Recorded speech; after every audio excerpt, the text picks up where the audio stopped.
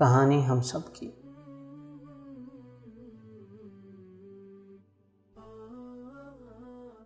میں نے خواہش کی میں شادی کروں اور میں نے شادی کر بھی لی۔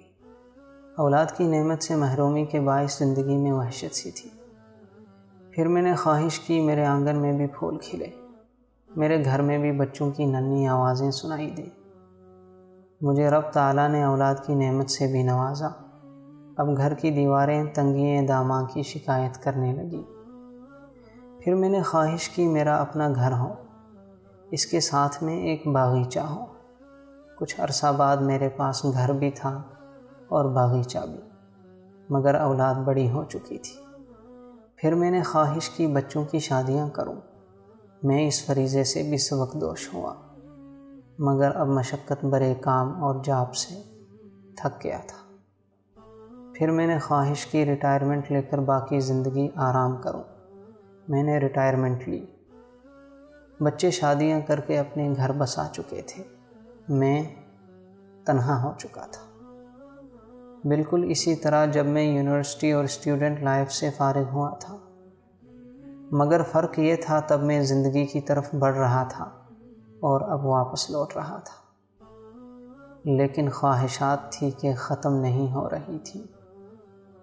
ہزاروں خواہشیں ایسی کہ ہر خواہش پہ دم نکلے۔ بہت نکلے میرے ارمان، لیکن پھر بھی کم نکلے۔ پھر میں نے خواہش کی قرآن مجید حفظ کروں، لیکن میرا قوت حافظہ جواب دے چکا تھا۔ پھر میں نے خواہش کی اللہ کے لیے روزے رکھوں، مگر صحت ساتھ چھوڑ چکی تھی۔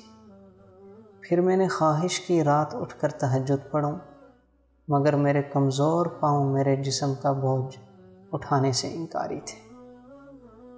سچ فرمایا تھا رسول اللہ صلی اللہ علیہ وسلم نے کہ 5 چیزوں کو 5 چیزوں کے آنے سے پہلے غنیمت سمجھو: جوانی کو بڑھاپے سے پہلے، صحت کو بیماری سے پہلے، امیری کو فقیری سے پہلے، فارغ بالی کو مصروفیت سے پہلے، زندگی کو موت سے پہلے۔